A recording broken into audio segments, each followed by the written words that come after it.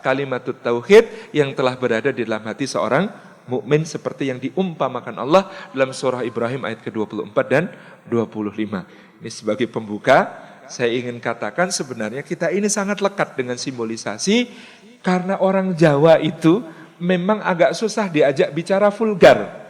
Maka ketika mengajarkan agama pun dulu para ulama menggunakan simbol.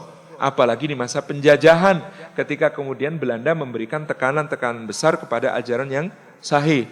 Sehingga kemudian kita lihat sampai ke atap masjidnya, tajuk atapnya berbentuk tajuk, di puncaknya bukan kubah, tetapi ukiran daun keluih. Jadi kalau kita lihat masjid-masjid yang ada hubungannya dengan Keraton Mataram itu pasti di bagian atas ukirannya daun keluih. Kok keluih? Keluih itu kaluwihan. Bahasa Arabnya al-fadl. Maka kul innal fadla biyadillah. Yang namanya keutamaan, anugerah agung itu berada di dalam tangannya Allah Subhanahu wa ta'ala.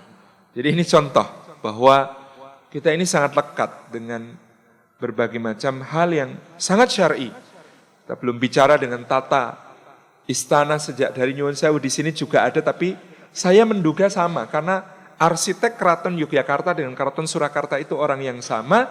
Ketika di sini dia masih bernama Pangeran Mangkubumi, pindah ke Yogyakarta dia menjadi Sultan Hamengkubuwono pertama. Jadi ada panggung namanya panggung Krapyak, bentuknya itu seperti rahim. Beliau bentuk seperti rahim, di situ biasanya pelihara hewan berupa rusa.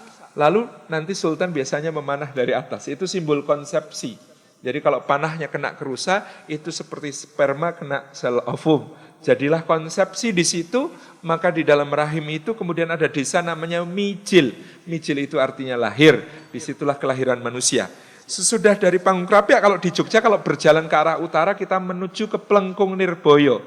Gerbang keraton yang di sebelah selatan namanya Plengkung Nirboyo.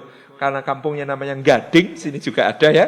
Namanya, maka kemudian sering disebut sebagai Plengkung Gading. Itu jalannya itu, yang kanan pohon asem, yang kiri pohon tanjung. Selalu begitu. Kok asem karo tanjung? Karena membesarkan anak itu dalam tradisi Islam, itu harus banyak mesem dan banyak menyanjung.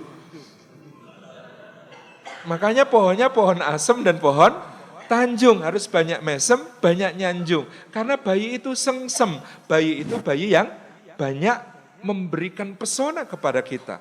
Kita jalan masuk ke dalam keraton, pertama ketemu dengan alun-alun selatan.